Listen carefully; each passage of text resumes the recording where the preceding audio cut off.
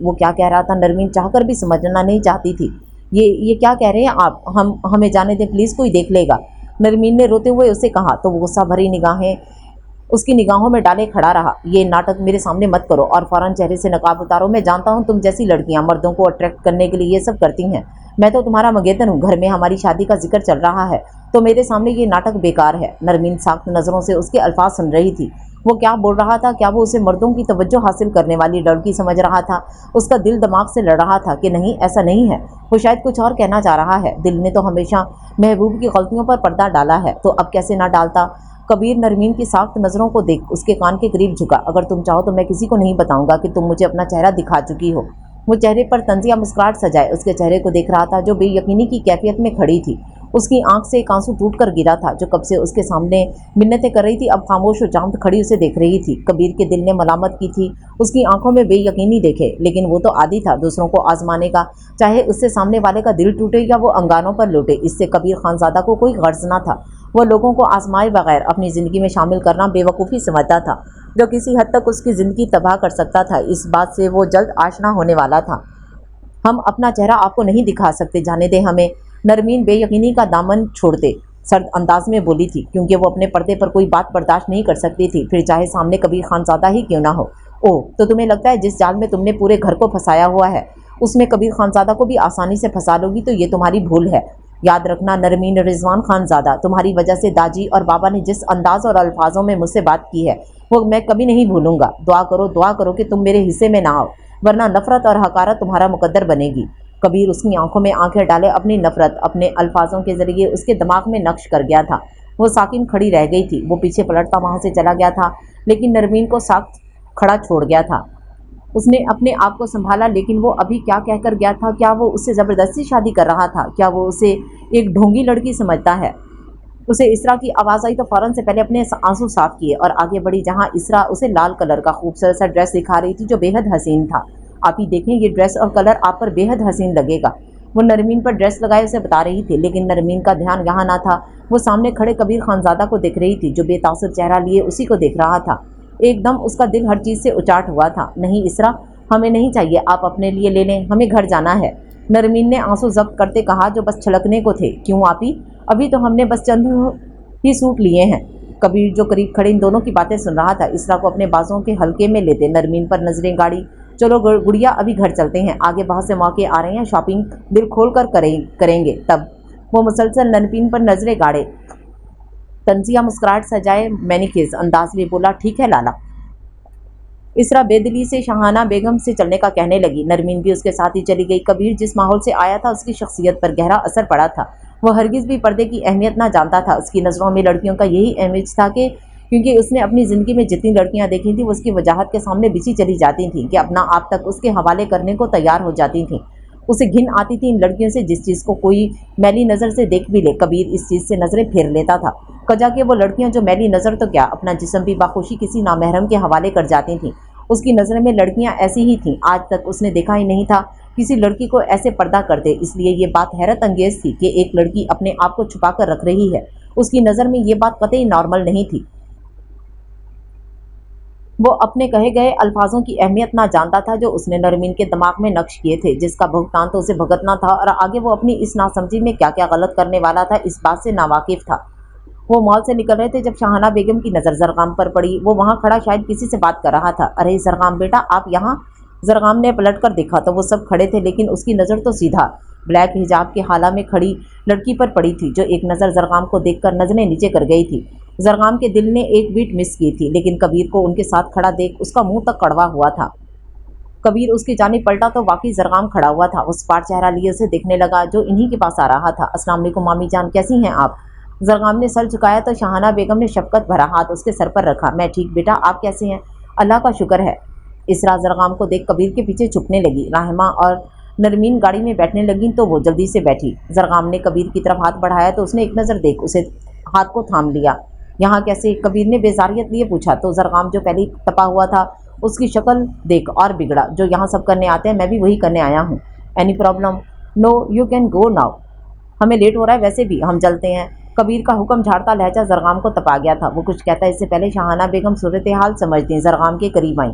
ज़र बेटा हवेली आइएगा ना, आप तो चक्कर लगाते ही नहीं। जी मामी, वो थोड़ा काम की वजह से मसरूफियत रहती है, इंशाल्लाह आऊँगा। वो चेहरे पर झूठी मुस्कान सजाए बोला तो शहाना बेगम की सांस में सांस आई। उनके बेटे को तो हर जगह हुक्म झाड़ने से फुर्सत नहीं मिलती थी। मैं चलता हूँ मामी, फिर मुलाकात होगी। वो एक नज़र गाड़ी में बैठी नरमीन पर डालता वहाँ से चला गया। कबीर की नज़रों ने गाड़ी में बैठे दूर तक उसका पीछा किया था। वो आते ही सीधा कमरे में बंद हुई थी। अबाया उतारते एक तरफ रखा था और आईने में खुद को देखा था। आंखें जब से लाल हो रही थीं। पूरे रास्ता वो बर्दाश्त करती आई थी कि आंख से आंसू ना गिरे, लेकिन उसकी बातें दिमाग में गर्दिश कर रही थीं।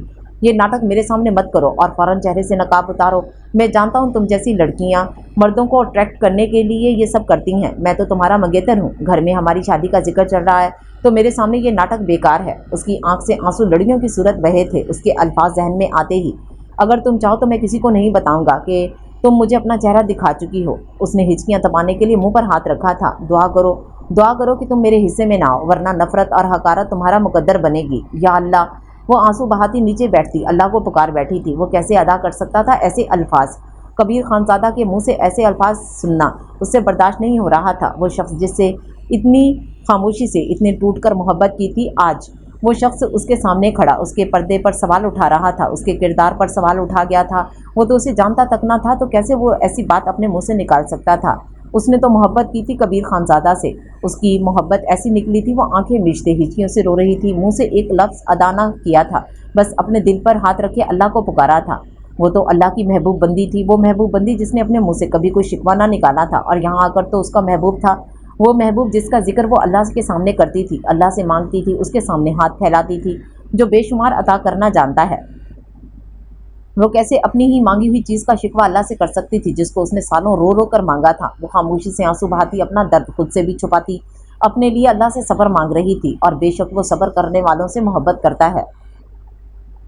हाय कितने हसीन ड्रेसेस हैं ना इसरा, देखो हम कितने प्यारे लग रहे हैं। अल्लाह बुरी नज़र से बचाए हमें, आमीन आमीन। रायमा खुद पर नीले रंग का हसीन फ्रॉक लगाते हसद के बारी जा रही थी अपने, जब शाज और फाज की एंट्री हुई।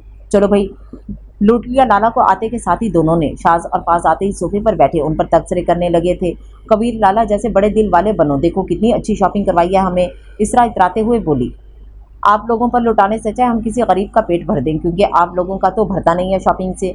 फास ने इन दोनों का मजाक उड़ाते कहा, जिस पर रहमा का खून जल गया, लेकिन सब्र का दामन थामे बोली, चलो तुम दोनों का क्या बुरा मानना, अडॉप्टेड बच्चों को तो यही छोटी छोटी खुशियाँ होती हैं।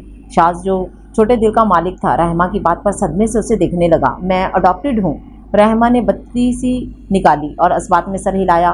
फाज ने शाज को कोहनी से टोका रसीद किया। बाबा के पास अब यही एक ऑप्शन बचा था, पहली औलाद जो काम की नहीं निकली तो उनकी हमें अडॉप्ट तो करना ही था। फिर उन्होंने फाज के जवाब पर रहमा खून खौल उठी थी और कुशन उठाकर उसके मुंह पर दे मारा, और शाज की शक्ल देखी जो अब आंखों में आंसू आने का इंतजार करता सदमे में बैठा था।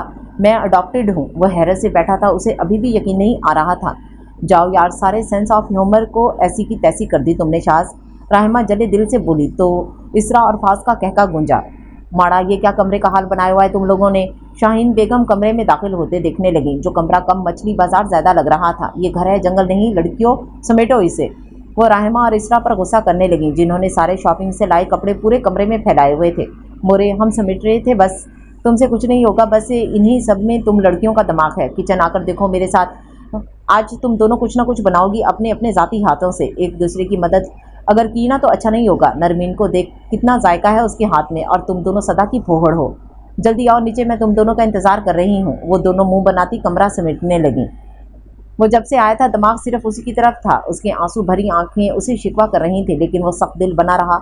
उसका दिल दुखाता रहा, लेकिन अब जब से वो आया था उसको एक मिनट का चैन नहीं आ रहा था। क्या मुसीबत हो गई है? क्या हो रहा है आखिर मुझे? मैंने जो किया ठीक किया है। वो झुंझलाकर अपना सर झटकता खुद को एहसास दिलाने की कोशिश कर रहा था कि उसने कुछ गलत नहीं किया, लेकिन उसका दिल वो आंखें याद करके खुद को मलामत कर रहा था। जब कबीर का फ़ोन बजा। हेलो लाला, आज शाम गांव में पंचायत है, कुछ ज़रूरी फैसला करना है, इसलिए आपका वहां होना ज़रूरी है। कबीर ने सोचते लब भेजे। ठीक है। वो फ़ोन रखता एक फैसला करते उठ खड़ा हुआ और शाम की तैयारी करने लगा। फरदान खानजादा शाम की तैयारी के लिए घर आया था। रेडी होते उसने खुद को आईने में देखा तो और परफ्यूम छिड़का था। काले रंग का कुर्ता पहने, हाथ में घड़ी डालते उसने एक नज़र खुद को देखते बालों में ब्रश किया था, आसीन कोहनी तक चढ़ाते बाहर निकला। रहमा जो किचन में अपना सर खपा रही थी, उसकी नज़र सीढ़ियों से उतरते फरदान पर पड़ी। जो अब रुकते किसी मुलाजिम से कुछ कह रहा था। काले रंग में वो इस वक्त नजर लग जाने की हद तक हैंडसम लग रहा था। राहिमा की नज़र गैर इरादी तौर पर टिकी थी और हटना भूल गई थी। वो खामोशी से उसे देखने लगी। उसे खुद नहीं पता चला वो कब से खड़ी उसे देख रही है। वो उसे बेतहाशा हसीन मर्द लग रहा था। वो उसे देखती रही यहाँ तक कि फरदान हवेली से बाहर निकल गया। अचानक होश में आते उसने हैरानी से आंखें झपकते सोचा कि वो क्या कर रही थी। हद है राहिमा, वो फरदान लाला है, कैसे नदीदों की तरह देख रही थी तुम इन्हें। तौबा तौबा। अपने माथे पर हाथ मारते उसने खुद को मलामत करी और किचन की तरफ चली आई, जहाँ शाहीन बेगम उसकी क्लास लेने खड़ी थी। गांव में पंचायत का समा था। मलिक फराज का बेटा मलिक शहबाज एक अयाश आदमी था जिसे शुबाब का नशा था। उसके आदमी बाहर गुजरती लड़कियों और औरतों को उठा लिया करते थे और फिर वो कहाँ जाती थी किसी को कुछ पता ना होता था। फरदान को पूरा शक था कि इसमें हाथ मलिक शहबाज का ही है, इसलिए आजकल वो उस पर नज़र रखवा रहा था। उसके हर अमल पर फरदान खानजादा की चील जैसी नज़र थी।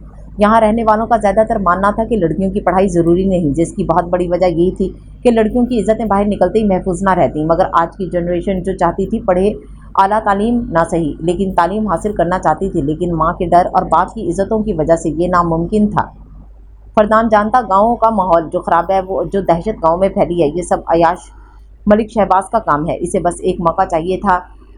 उसके बाद मलिक शहबाज की एक बोटी भी किसी को ना मिलती। वो अपने सामने की कुर्सी पर मलिक शहबाज और मलिक फराज को बैठा देख मुठियां भींजे बैठा था, जो मकरूस मुस्कुराहट समेट उसे ही देख रहे थे। सरदार की कुर्सी पर दाजी अब्दुल गफ्फार बराजमान थे और उनके बेटे बुरहान साहब, रिजवान साहब और रहमान साहब भी शामिल थे। एक तरफ जरगाम खानजादा और इस्माइल साहब भी बैठे थे। फरदान खानजादा दाजी के दाएं तरफ कुर्सी पर बैठा था और बाएं की कुर्सी फिलहाल खाली थी, क्योंकि कबीर खानजादा का इंतजार किया जा रहा था, जो अब खत्म हुआ था क्योंकि सामने से वो आता नजर आया था। सब उसकी आमतौर पर खड़े हुए थे, लेकिन मबहूत होकर उस शहजादे को देख रहे थे जो चौड़े सीने पर सफ़ेद कुर्ता पहने, सफ़ेदी शॉल कंधों पर डाले, पठानी नैन नकुश गुलाबी रंगत पर वो हरी आंखें गजब ढाती थीं, बाल जल से सेट किए क्रोफर से जलता आ रहा था।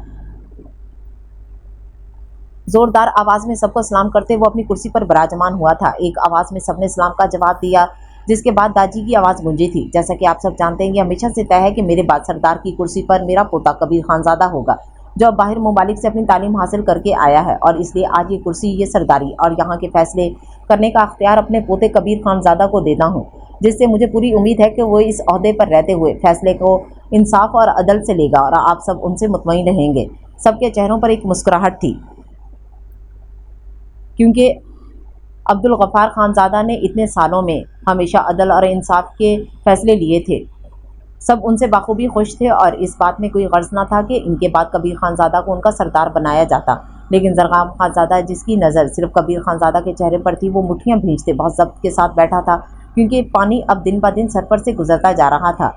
उसे नफरत हो रही थी कबीर खानजादा से, जिसका हर जगह परचम लहराया जाता था। उसे नफरत हो रही थी इस वक्त कबीर खानजादा के चेहरे पर मगरूरियत देखते। भले वो सब ले लेता, लेकिन उसके बदले वो शख्स उसे दे देता। उसने आंखें मीचते दिल में सोचा था, और अब वो अपने इरादों से पीछे नहीं हटने वाला था। उसे हर हाल में नरमीन खानजादा चाहिए थी, और ये सिर्फ इस वक्त मुमकिन था जब कबीर खानजादा उसे छोड़ दे। और अब उसे क्या करना था उसे अच्छी तरह पता था। कबीर खानजादा ने चेहरे पर एक सर्द मुस्कुराहट सजाई और दाजी से बगलगीर हुआ। उन्होंने खुशी से उसके कंधे थपके थे और फिर फरदान और बाकी सबसे मिला। लेकिन जब जरगाम खानजादा से मिलने की बारी आई तो वो उसके सामने जा खड़ा हुआ, लेकिन जरगाम खड़ा ना हुआ और वो अभी भी अपनी कुर्सी पर आराम से बैठा था। खड़े हो जाओ अभी सबके सामने, अपनी जलन का इजहार करोगे तो मैं और अच्छा और तुम मजीद बुरे बन जाओगे।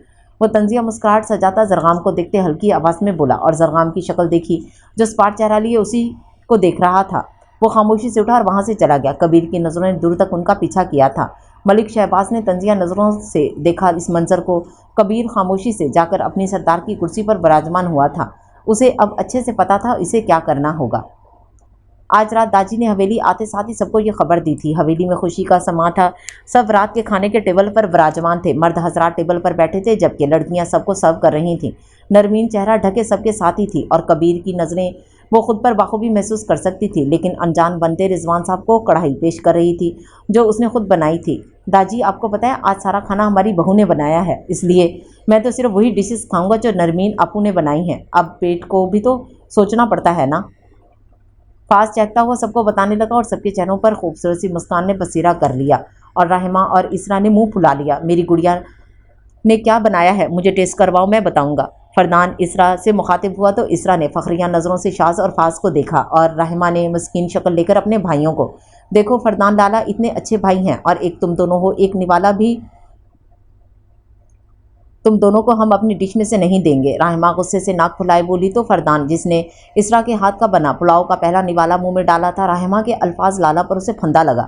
کبیر نے مسکراہٹ ضبط کرتے فردان کی پیٹھ تھپکی تھی جو اس پر اس نے مسکین شکل بناتے کبیر کو دیکھا تھا۔ لاؤ گڑیا آپ مجھے ٹیسٹ کرواؤ، کیا بنایا آپ نے؟ کبیر رحمہ سے مخاطب ہوا تو وہ خوشی سے ایکسائٹڈ ہوتے کبیر کے پاس بھاگی۔ یہ دیکھیں کبیر لالا، یہ کباب ہم نے بنائے ہیں۔ کبیر نے ایک بائٹ منہ میں رکھا تو واقعی اتنا برا نہ تھا۔ کبیر نے رحمہ کے سر پر ہاتھ رکھا اور کچھ نوٹ اس کے ہاتھ میں رکھے جسے دیکھ رحمہ کی آنکھیں چمک اٹھیں، لیکن شاز اور فاز کو یہ منظر پسند نہ آیا۔ داجان کا کھانا مکمل ہوا تو وہ اٹھ کر اپنے تینوں بیٹوں کو ساتھ لیے اپنے کمرے کی طرف روانہ ہوئے اور کبیر اور فردان کو بھی کھانے کے بعد وہاں آنے کی تاکید کی، جس پر انہوں نے اثبات میں سر ہلایا۔ فاز نے کباب کی طرف ہاتھ بڑھایا تو رحمہ نے صاف منع کیا۔ رحمہ دے دو، تنگ نہیں کرو بھائی کو۔ شاہین بیگم کی آواز پر رحمہ نے ناک چڑھاتے کباب ان کے حوالے کیے۔ فاز نے ایک نوالا منہ میں ڈالا تو اسے اچھا لگا، لیکن خاموشی سے دوسرا نوالا بھی منہ میں ڈالا اور رکھ لیا۔ رحمہ انتظار میں بیٹھی اس کی شکل دیکھ رہی تھی کہ اب وہ تعریف کرے گا، لیکن وہ تو پورا کباب ہضم کر کے دوسرا بھی اٹھا گیا۔ کیسا بنا ہے؟ رحمہ سے صبر نہ ہوا تو خود ہی پوچھ لیا۔ ٹھیک ہے، بس اتنا خاص نہیں۔ شاز منہ میں کباب ڈالتے مصروف سے انداز میں بولا تو رحمہ کے سر پر لگی تلووں پہ بجھی۔ ہاں تو مت کھاؤ، ادھر دو، ایسے کیوں کھا رہے ہو جیسے صدیوں کے بھوکے ہو؟ رحمہ کی آنکھیں پھٹی تھیں اور ماتھے پر سلوٹ ڈالے وہ اس کے ہاتھ سے کباب کی ٹرے لینے لگی جسے فاز نہیں چھوڑ رہا تھا۔ ہاں تو کیا ہو گیا، اتنا سا کام تو آپ نے آج کر لیا، بس پکایا تو ہے، اس میں کون سا اتنی خاص بات ہے؟ فاز ہاتھ نچا نچا کر بولنے لگا۔ ہاں کچھ تو کرتی ہوں نا، تمہاری طرح بیٹھی تو نہیں رہتی، بس کر دیں۔ آپ تو اتنا اترا رہی ہیں، ان کبابوں پر اتنے بھی اچھے نہیں بنے، آپ کے شوہر کا تو اللہ ہی حافظ، بیچارے کا پتہ نہیں کیا ہوگا۔ رحمہ کی گوری رنگت لال انار ہو گئی تھی، شرم کے باعث نہیں غصے کے باعث، کیونکہ شرمانا اسے آتا نہیں تھا۔ سب بیٹھے ان کی حرکتیں ملاحظہ کر رہے تھے، جن کا بس نہیں چل رہا تھا اٹھ کر یہیں جنگ شروع کر دیں، اور بیچارے شوہر کے بارے میں سن کر فردان کو پانی پیتے اچھو لگا تھا۔ بس کر جاؤ ماڑا، اب کیا قتل کرو گے ایک دوسرے کا، ہر وقت لڑتے رہتے ہو۔ شاہین بیگم غصے سے دبا دبا چیخیں تھیں۔ رحمہ اور فاز خاموشی سے اور حیرانی سے شاہین بیگم کی شکل دیکھ رہے تھے۔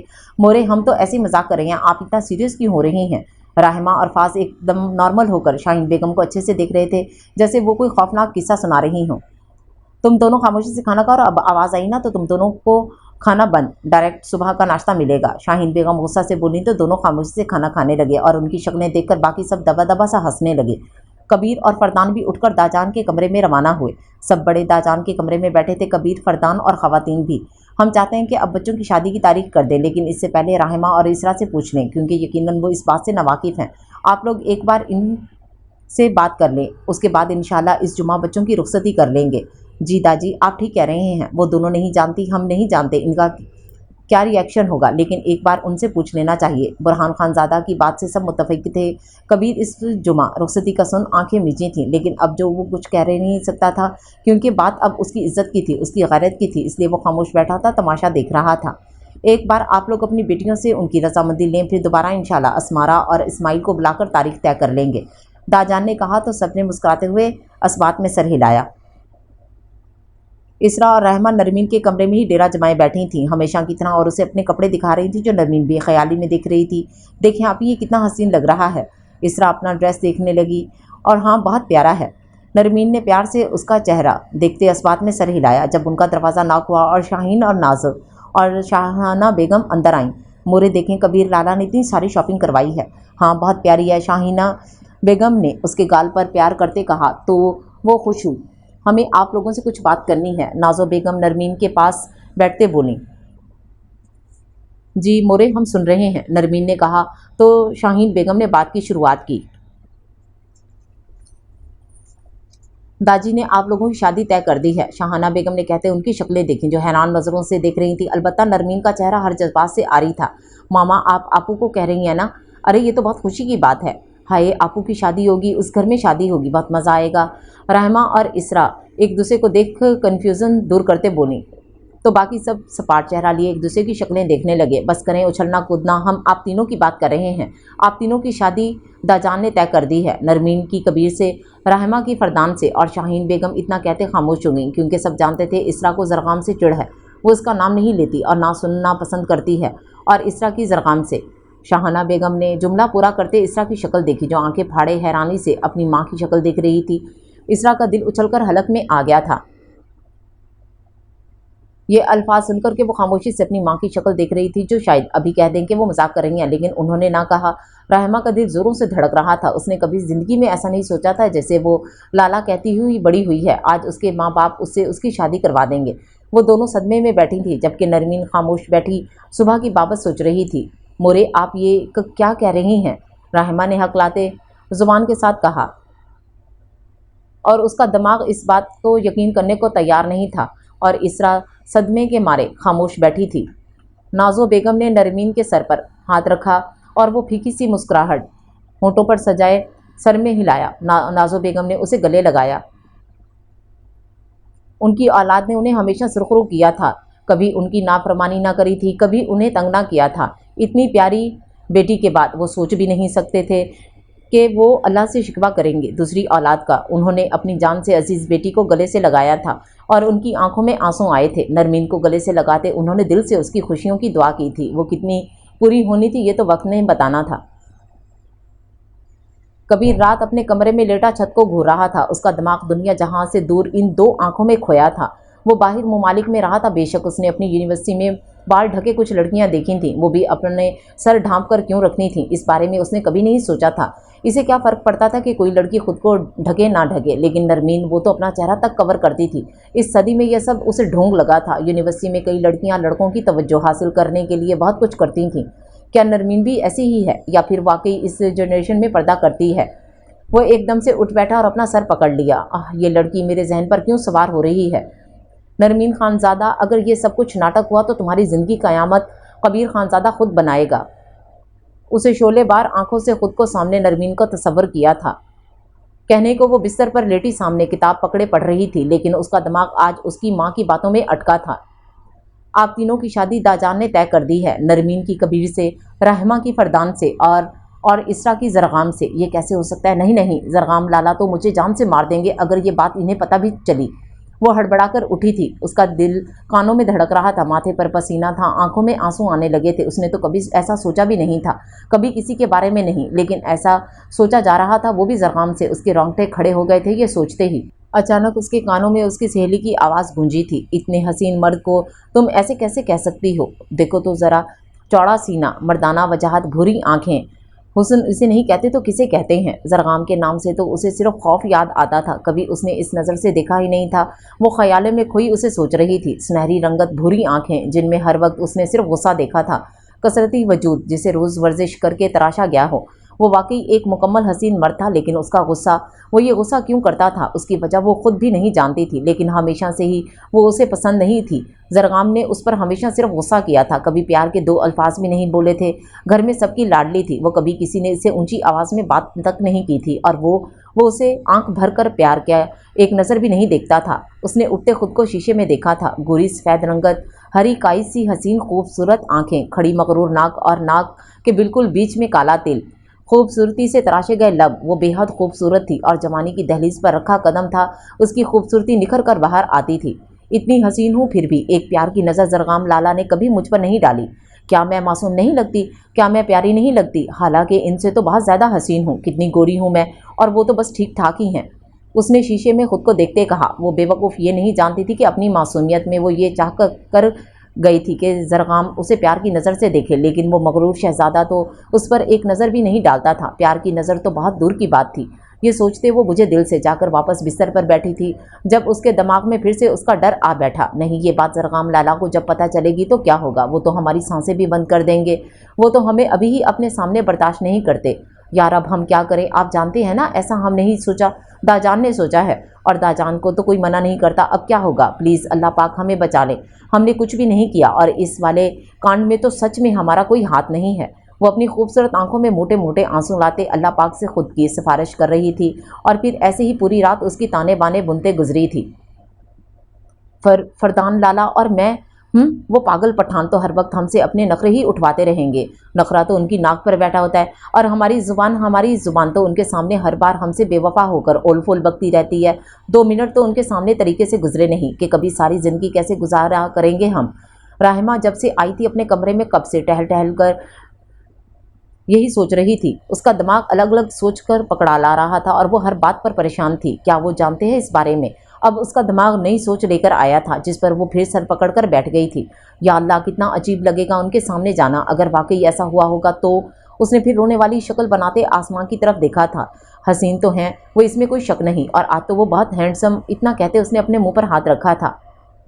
देखा देखा, उनके जिक्र पर भी ये बेवफा जुबान हमारे साथ ऐसा ही करती है। उनके सामने पता नहीं क्या क्या करेगी। उसने आसमान की तरफ देखते फिर दुहाई दी, राहिमा तुम्हारा तो बेटा अल्लाह ही हाफिज। वो अपने बिस्तर पर लेटते खुद से मुखातिब हुई थी और जल्दी से आंखें बंद की थीं। देर से सोने से उसकी आंखों के नीचे हल्के आ सकते थे और ये रिस्क हर टेंशन पर भारी था। सुबह होते ही दाजान ने असमारा खानजादा और इस्माइल खानजादा को बुलाते तारीख तय कर दी थी। इस जुमा को उनकी रुखसती तय पाई थी और आज पीर था। सारी तैयारियां जल्द अज जल्द हो रही थी। खान हवेली में अफरा तफरी मची थी। सारी औरतें शॉपिंग के लिए निकली हुई थीं, जबकि इसरा और रहमा अपने पेपर्स के बारे में सोच रही थी। रहमा के अगले हफ्ते जबकि इसरा के वलीमा के 2 दिन बाद से शुरू थे, जिस पर सब बड़ों का यही कहना था कि वो शादी के बाद दे लें पेपर्स। कबीर खानजादा जो हवेली के असूलों से वाकिफ था, उसने सोचा नहीं था कि फरदान की बदौलत हवेली की लड़कियां शहर से बाहर जाकर तालीम हासिल करेंगी। उसे इल्म नहीं था कि नरमीन ने मास्टर्स किया हुआ है या वो इतनी तालीम याफ्ता है। अलबत्ता ये सुन उसे शौक लगा था कि कहीं ना कहीं वो खुश और मुतमईन भी था कि जिस तरह उसने सोचा था कि गांव की कोई जाहिल लड़की से उसकी शादी होगी, कम से कम ऐसा नहीं हुआ। सब शादी की तैयारियों में मगन थे। हवेली की सारी औरतें शॉपिंग के लिए निकली थीं, सवाए इसरा और नरमीन के। आपू, हम आपकी कुछ हेल्प कर देते हैं, क्या आप अकेली खाना बनाएंगी? इसरा किचन में दाखिल होते बोली। मुलाजमा चाहे सारे काम संभालती, लेकिन खाना घर में घर की औरतें ही बनाती थीं। नहीं इसरा, आप जाएं, हम कर लेंगे, आपके पेपर्स हैं, आप पढ़ाई करें, नरमीन ने मिठास भरे लहजे में कहा। तो इसरा ने पीछे से उसे जोर से गले लगाया। जब कबीर उसी तरफ आ रहा था, किचन के बाहर उसके कदम रुके। आप वर्ल्ड की बेस्ट आपू हैं और हम कितने खुशकिस्मत हैं कि आप ही हमारी भाभी बन रही हैं। अपनी बहन की राय जानकर उसके दिल में कहीं ना कहीं सुकून पहुंचा था। गुड़िया, आपसे ज़्यादा ये खुशकिस्मत हैं जो इन्हें कबीर खानजादा मिल रहा है। उसने दाखिल होते तंज के तीर चलाए तो नरमीन ने हड़बड़ाकर चेहरा ढका, जबकि इसरा भी घबराकर पीछे हटी। लाला, आप यहाँ क्यों आए हैं? किसी ने देख लिया तो अच्छी बात नहीं। हवेली के मर्द किचन में दाखिल नहीं होते। कबीर ने एक नज़र खाने की तैयारी करते हुए नरमीन पर डाली, जो एक बार भी नहीं पलटी थी। कबीर को ये इग्नोरेंस बर्दाश्त नहीं हुई थी। कोई फर्क नहीं पड़ता गुड़िया, वैसे भी मुझे मोरे नजर नहीं आई, पूरी हवेली में तो ढूंढता हुआ यहाँ आ गया था। कबीर की नज़रें नरमीन की पुश्त पर थीं। पता नहीं क्यों, लेकिन उसे बहुत गुस्सा आ रहा था, मगर वो इसरा के सामने कोई रद्द अमल जाहिर नहीं करना चाहता था। लाला, मोरे तो बाजार गई हुई हैं, बल्कि सब कहीं ना कहीं निकले हुए हैं। मैं और आपू ही हैं हवेली में, तो आप यहाँ क्या करेंगे हैं? जाएं, पेपर्स की तैयारी करें। कबीर ने इसरा को प्यार से कहा तो नरमीन के हाथ कांपे। वो क्यों इसरा को जाने का कह रहा था? इसरा ने एक नज़र नरमीन पर डाली और दूसरी अपने भाई पर, जो डार्क ब्लू कुर्ते में आसीन कोहनी तक फोल्ड किए बिल्कुल यही एक शहरी लग रहा था, एक हसीन मर्द। वो भी जवाबन मुस्कुराती वहाँ से चली गई। वो वहीं रखी एक कुर्सी पर बैठा। कुर्सी पीछे खिसकाने की आवाज़ से नरमीन ने बेसाख्ता अपनी मुट्ठियाँ भींची थीं। वो पता नहीं क्यों बेचैन था उसकी आंखें देखने को, लेकिन वो उसे अपना दीद नहीं बख्श रही थी। मगर अब उससे बर्दाश्त ना हुआ तो बोल उठा, एक गिलास पानी पिलाओ मुझे। उसकी गंभीर आवाज़ गूंजी तो नरमीन ने दिल पर हाथ रखते गहरी सांस ली और पलटी, लेकिन नज़रें अभी भी ना उठाईं। वो फ्रिज तक गई, पानी गिलास में भरा और उसके सामने रखते पलटी। कबीर, जिसकी नज़रें उसी पर गड़ी थीं, वो उसकी पलकें ना उठते देख तैश में आया था अब, और झट से पानी का गिलास नीचे फेंका था तो नरमीन हड़बड़ाकर पलटी थी। क्या समझती हो तुम खुद को? ये एटीट्यूड किसको दिखा रही हो तुम? तुम्हारे सामने कबीर खानजादा खड़ा है, जिसके एक दीदार के लिए लड़कियां तड़पती हैं, और तुम मुझे अपना एटीट्यूड दिखा रही हो। टेबल पर जोर से हाथ मारते उसने अपना गुस्सा जाहिर किया था, जब नरमीन के डर के मारे बेसाख्ता चीख निकली थी और आंखें फाड़े वो उसे देख रही थी। जिसको गुस्सा आखिर किस बात का आ रहा था वो नहीं जानती थी। ये तो नरमीन की आदत थी। वो क्यों किसी मर्द को दूसरी नज़र उठाकर देखती, फिर चाहे सामने उसकी मोहब्बत ही क्यों ना हो। वो उसका महरम तो नहीं, लेकिन कबीर ने इस बात को कोई और ही रंग दिया था। हमने कब आपको एटीट्यूड दिखाया? क्या कह रहे हैं आप? नरमीन ने नम आवाज़ में कहा तो बेसाख्ता कबीर के तेवर ढीले पड़े उसकी आवाज़ सुनते। अब वो उसे क्या जवाब देता कि उसके आते ही नरमीन ने उसे पलट कर नहीं देखा। इस बात से जनाब का खून खौला है, या पानी देते हुए भी नजरें ना उठाना। कबीर को खुद पर गुस्सा आया था। ये क्या हरकत की थी उसने? वो क्यों चाह रहा था कि नरमीन भी बाकी लड़कियों की तरह उसके इर्द गिर्द घूमे, उसके आते ही उसको निहारे और नज़रें भर कर देखे? वो गुस्सा जब्त करते हुए वहाँ से चला गया और नरमीन अपना कसूर ढूंढती रह गई। कबीर हवेली से बाहर को जा रहा था जब उसे सामने जरगाम को किसी मुलाजिम से बात करते हुए देखा। जब वो उसे देखकर खामोश हुआ। तुम यहाँ क्या कर रहे हो? कबीर जो पहले से तपा हुआ था जरगाम को देखकर उसका हलक तक कड़वा हुआ। तुम्हारी मर्जी से आऊँगा यहाँ? हाँ मेरी मर्जी से, क्योंकि ये मेरी हवेली है और अब तो सरदार भी बन गया हूँ तो मेरी रज़ा तो हर चीज़ में चाहिए होगी। कबीर ने तंज मारा तो जरगाम ने मुठ्ठियाँ भींजी। साले साहब आप शायद भूल रहे हैं, अब ये मेरा ननिहाल नहीं, अब मैं इस घर का दामाद बनने जा रहा हूँ, तो आपको आपका ये रोब मुश्किल में डाल सकता है। जरगाम ने उसका कंधा झाड़ते अपनी अहमियत याद दिलाई थी जब कबीर के माथे पर बलों का जाल बिछा था। तुम मुझे धमकी दे रहे हो? उसकी काई सी गहरी आंखों में गुस्सा भरा था जिसे देख जरगाम तंजिया मुस्कुराया था। यही कबीर की कमज़ोरी थी, एक जिसका अंदाज़ा अच्छी तरह हुआ था जरगाम को। धमकी नहीं, ये हकीकत है। परसों शादी है, ये ताल्लुकात अब हमें ठीक कर लेने चाहिए। क्या कहते हैं फिर साले साहब? कबीर ने जबड़े भींचे थे।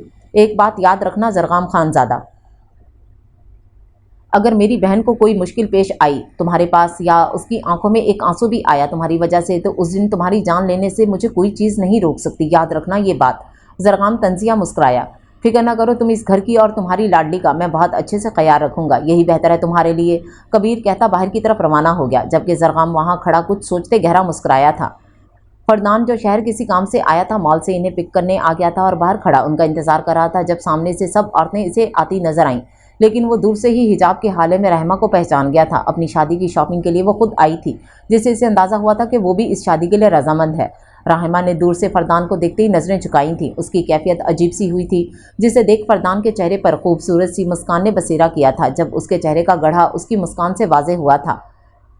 वो गाड़ी में बैठे तो फरदान ने मिरर से एक नज़र उसे देखा जो नाजो बेगम से ही कुछ बात कर रही थी। जब नज़रों की तपी से उसने मिरर में देखा जहाँ फरदान खानज़ादा उसी को देख रहा था, उसने झटपटाकर नज़रों का ज़ाविया बदला था और दिल के मुकाम पर हाथ रखा था जो आज पहली बार इतनी ज़ोर से धड़का था जैसे आज ही सारी धड़कनें ख़त्म करेगा। या अल्लाह, ये फरदान लाला हमें ऐसे नदीदों की तरह क्यों देख रहे हैं? परेशानी से वो दिल ही दिल में अपने रब से मुखातिब हुई थी। तुम्हें आने की क्या ज़रूरत थी राहिमा? पेपर्स भी करीब हैं, तुम्हारी तैयारी करती बैठकर। शाहीन बेगम की आवाज़ आई तो राहिमा का ध्यान भटका। कैसी बातें करेंगे मोरे, हम अपनी शादी की शॉपिंग खुद करेंगे, हमारी शादी है। ये दूल्हा तो अपनी पसंद का ढूंढ लिया, अब क्या शॉपिंग भी अपनी पसंद से करेंगे आप लोग? वो नाक चढ़ाते जो मुंह में आया बोल गई, लेकिन जब एहसास हुआ तो सामने नज़र डाली जहाँ खूनखार नज़रों से फरदान उसे देख रहा था। हमारा मतलब है कि हमारी शादी है ना, हम अपनी खुशी से शॉपिंग करेंगे, वो थूक निगलते कहने लगी जब फरदान ने अपनी मुस्कुराहट जब्त करते गाड़ी स्टार्ट की थी। रहमा ने फिर अपनी ज़ुबान को कोसा था, ये हमारा मर्डर करवा कर ही छोड़ेगी। मगरिब की आज़ानों की आवाज़ हरसू आ रही थी। एक खूबसूरत तिलस्म छाया हुआ था। आज़ानों की आवाज़ चारों जानिब गूंज रही थी। कितना खूबसूरत माहौल था जब वो वज़ू करते अपने रब की बंदगी के लिए हाजिर हुई थी। सलाम फेरते उसने अपने अल्लाह की मोहब्बत में ज़िक्र व अस्कार पढ़े थे। कई लम्हे गुजर गए, उसने अल्लाह के सामने अपने हाथ उठाए दुआ के लिए।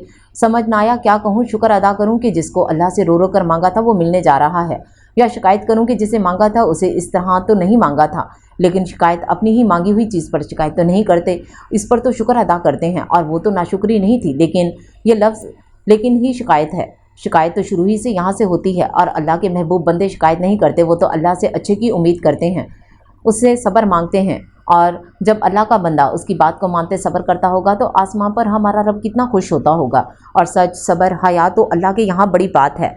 उसने सोचते अपने रब का शुक्र अदा किया था, अपने नसीब के लिए दुआ की थी और अपने रब से बेशुमार सब्र मांगा था। आमीन। नमाज पढ़ते वो उठी थी जब नाज़ो बेगम और शहाना बेगम उसके कमरे में दाखिल हुई थीं। मेरी बेटी की नमाज़ें तो बहुत लंबी हो रही हैं, क्या बात है? अल्लाह ताला से क्या ख़ास मांगा जा रहा है? नाज़ो बेगम उससे तंग करते उसके पास आकर बैठी और उसके माथे पर बोसा दिया। कुछ ख़ास नहीं मोरे, बस अपने आने वाले कल के लिए दुआ की थी, उसने कहा तो नाज़ो बेगम और शहाना बेगम ने प्यार भरी नज़रों से देखा। शहाना बेगम ने उसे गले से लगाया। मैं बहुत खुशकिस्मत हूँ नाज़ो, जो मुझे ऐसी बहू मिल रही है। ये मेरे बेटे से भी ज़्यादा अजीज़ है मुझे। उम्मीद करती हूँ मेरा बेटा दुनिया जहाँ की खुशियाँ नरमीन के कदमों में लाकर रख देगा। उनकी मोहब्बत देखते नरमीन की आंखें नम हुई थीं। वो उसे बिठाते उसे ख़ानदानी जेवर दिखा रही थीं। शादी के दिन आप इन्हीं में से पहन लेना जो कपड़ों से मैच करे। कबीर और फरदान दोनों का कहना है कि वो अपनी पसंद से अपनी दुल्हनों के कपड़े पसंद करेंगे जो अभी कुछ देर में आ जाएंगे। नरमीन ने सुनते चेहरा झुकाया था जब नाज़ो बेगम ने आंखें नम करते प्यार भरी नज़रों से देखा था। चलें ठीक है भाभी, फिर हम रहमा और इसरा को भी जेवरात देते हैं, तब तक उनके जोड़े भी आ जाएंगे। चलो ठीक है, वो कहते वहाँ से निकली थी रहमा और इसरा को जेवरात देने। जब 1 घंटे बाद उनके जोड़े आए थे और वो तीनों जोड़े बेतहाशा हसीन थे, जिसे देखते वो तीनों एकदम साख्त हुई थीं और इन तीनों को अपने अपने जोड़े बेतहाशा पसंद आए थे। لیکن کبیر خانزادہ یہاں بھی نمبر لے گیا تھا، کیونکہ اس کی ہونے والی بیوی کا جوڑا شایان شان تھا، سب سے حسین اور سب سے بھاری، کہ رحمہ اور اسرا نے اس کا جوڑا دیکھتے صدقے دل سے اس کے نصیب بھی اسی طرح خوبصورت ہونے کی دعا کی تھی، کیونکہ ان کی بہن تو انہیں جان سے زیادہ عزیز تھی۔ وہ چاہتی تھی جتنی وہ صورت اور سیرت کی حسین ہے، اسی طرح کے وہ نصیب بھی پائے، لیکن اللہ نے اس کے لیے کیا سوچا تھا یہ تو اللہ ہی جانتا تھا۔ اب آپ لوگوں کے جوڑے بھی تیار ہیں، کل آپ لوگوں کی مہندی کی رسم ہے تو صبح سے تیار رہیے گا اور اپنے سارے کام پہلے سے کر لیجیے گا۔ آپ کی مہندی کے جوڑے بھی شام میں آ گئے ہیں، شاہانہ بیگم ان سے کہتے اپنے کمرے کی طرف روانہ ہوئی تھیں۔ زرغام خانزادہ تیزی سے ڈرائیونگ کرتا گھر کی طرف روانہ ہو رہا تھا، اس سے کبیر کی خوشی اپنا غم برداشت نہیں ہو رہا تھا۔ اس کے دل میں آگ لگی تھی جو کسی نہ کسی کو جلا کر ہی ختم ہوتی۔ اسے نرمین خانزادہ ہر حال میں چاہیے تھی، چاہے پھر اب وہ کسی بھی حال میں۔ یہ محبت تھی، جنون تھا یا انتقام اب اس کی سوچ سے بالاتر تھا۔ اسے بس کبیر کو مات دینی تھی، کبیر کو نیچا دکھانا تھا، اور کسی کی منگ کو اسے چھین لینا، اسے اس کا نہ ہونے دینا، یہ اس کے قابل نہیں چھوڑنا، اتنا کافی تھا اسے نیچا دکھانے کو۔ اور کون نہیں جانتا تھا کہ کبیر خانزادہ کسی جھوٹی شے کو ہاتھ نہیں لگاتا، اور جب وہ اس کی نہیں ہوگی تو زرغام خانزادہ اپنائے گا اسے اور ساری زندگی نیچا دکھائے گا کبیر خانزادہ کو۔ بس اس کی سوچ میں یہ سب آتے ہی اس نے جھٹ سے گاڑی روکی تھی۔ اس کا سانس تیزی سے پھول رہا تھا، ان سب میں وہ ایک ذات کو بالکل فراموش کر چکا تھا، اسرا خانزادہ۔ حسد کی آگ میں جلتے زرغام اپنا سب کچھ گنوانے والا تھا، جو اس کا نہیں تھا وہ بھی، اور جو اس کا ہونے جا رہا تھا وہ بھی۔ سردار، آج پھر گاؤں میں ایک لڑکی کے ساتھ حادثہ ہوا ہے اور اس کے پیچھے ملک شہباز ہی ہے۔ یہ دیکھیے جہاں آپ نے کیمرے لگوانے کو کہا تھا اس کی فوٹیج۔ فردان اور کبیر ڈیرے سے نکلنے لگے تھے جب ان کا آدمی بھاگا ہوا ان کے پاس آیا تھا۔ کبیر اور فردان نے وہ ویڈیو دیکھتے مٹھیاں بھینجی تھیں۔ فردان تیش میں آتے گن نکالتا اسے لوڈ کرتا کھڑا ہوا تھا، جبکہ کبیر نے اس کا راستہ روکا۔ گل خان کے لیے ہی پنچایت بٹھاؤ، ساری بات کل پنچایت میں ہوگی۔ کبیر نے اپنے آدمی کو دیکھتے کہا، لالا میں اسے زندہ نہیں چھوڑوں گا، چھوڑے مجھے۔ نہیں فردان، صبر کرو اور عقل سے کام لو۔ دل تو میرا بھی یہی کر رہا ہے کہ اسے چھلنی چھلنی کر دوں، لیکن ہمارا ایک غلط عمل سب بگاڑ دے گا۔ لیکن سردار، کل تو حویلی میں رسم ہے۔ گل خان بولا تو کبیر نے سرخ نظروں سے اسے گھورا، عورتوں کی رسم میں ہمارا کوئی کام نہیں، تم پنچایت بٹھاؤ، اس کا فیصلہ کل ہی ہوگا۔ جی سردار، جیسا آپ کہیں، وہ کہتے وہاں سے چلا گیا۔ تو جبکہ کبیر اور فردان حویلی کی طرف نکلے، کل صبح کا سورج نکلا، سب کی تیاریاں عروج پر تھیں۔ سارے مرد صبح ناشتے کے بعد ڈیرے کی طرف روانہ ہوئے تھے، جہاں کچھ دیر میں پنچایت شروع ہوئی تھی اور خواتین مہندی کی رسم کی تیاریوں میں لگ گئی تھیں، جو آج شام تھی۔ کبیر پنچایت میں پہنچا تو سب اسی کی راہ میں تھے۔ سامنے وہ غریب آدمی تھا جس نے اپنی بیٹی کی ضد پر اسے شہر کے کالج میں ایڈمیشن دلوایا تھا، اور راستے میں ہی اسے اٹھا لیا گیا تھا۔ اس کی ذات کو رون کر اسے گاؤں کے جنگل میں جھاڑیوں کے قریب پھینک دیا گیا تھا، جب صبح اس کی لاش وہاں سے کسی راہ چلتے کو برآمد ہوئی تھی، جس کا کبیر کو جب پتہ چلا تو اس کا غصہ ساتویں آسمان پر پہنچا تھا کہ کیوں اس نے رات فردان کو روکا۔ کاش وہ چلا جاتا اور ملک شہباز کے چیتھڑے اڑا دیتا۔ سامنے ملک شہباز بھی بیٹھا تھا اپنے باپ ملک فراز کے ساتھ۔ جب کبیر نے بیٹھتے سب کے سامنے وہ ویڈیو چلائی تھی، جسے دیکھتے ملک شہباز کو اپنے سامنے تارے ناچتے نظر آئے تھے۔ نہیں نہیں، یہ میں نہیں ہوں، یہ کیا بکواس ہے، ملک شہباز بوکھلاتے ہوئے بولا تھا جب ملک سرفراز دھاڑے تھے۔ میرے بیٹے نے نہیں کیا، یہ کیا بکواس ہے یہ۔ سب کی آپس میں چہمگوئیاں شروع ہو گئی تھیں۔ جب کبیر کی گرجدار آواز پر سب خاموش ہوئے تھے۔ خاموش، یہ ثبوت جھوٹے نہیں ہیں، ہمیں تم پر پہلے سے شک تھا، جو اس کے بعد یقین میں بدل گیا کہ وہ تم ہی تھے، جس نے جانے کتنی ہی لڑکیوں کے ساتھ زیادتی کی اور کتنی ہی لڑکیوں کی پڑھائی کے شوق کا گلا گھونٹ دیا۔ نہ جانے کتنے باپ شرمندگی کے ڈر سے آج تک منہ چھپاتے پھر رہے ہیں، اور کتنی ہی اپنی عزت کی خاطر اپنی اولاد کو آگے نہیں پڑھا رہے۔ اس سب کے ذمہ دار تم ہو ملک شہباز، اور اس کی جتنی بھیانک سزا تمہیں مل جائے کم ہے۔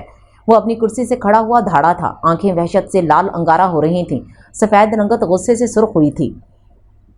جب ملک فراز اور ان کے بیٹے ملک شہباز نے نفرت سے اسے دیکھا تھا، جب کبیر نے اپنا فیصلہ سنایا تھا، ہر جگہ گہرا سکوت چھایا تھا۔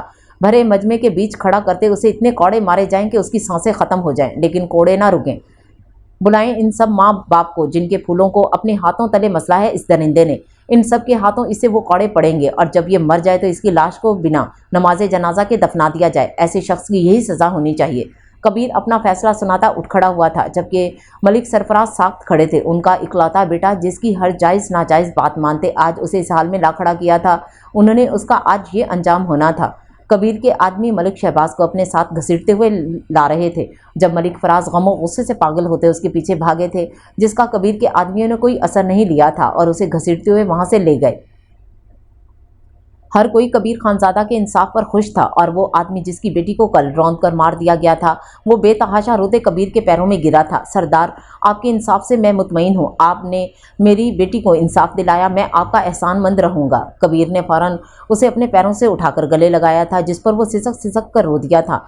दाजान ने भी कबीर को गले लगाया था खुशी से। मुझे फ़ख्र है कि मेरे पोते ने आज अपने रुतबे की लाज रखी और एक बेहतरीन फ़ैसला किया। आपने ये साबित कर दिया कि आप ही इस रुतबे के लायक थे। शुक्रिया दाजान। वो हल्की सी मुस्कान के साथ अपने बाप के गले लगा, जबकि गांव वाले अपने नए सरदार और उसके इंसाफ पर बेहद खुश थे। जबकि मलिक फराज ने यह मंजर नफरत से देखा था। मैं तुम्हें छोड़ूंगा नहीं कबीर खानज़ादा, नहीं छोड़ूंगा।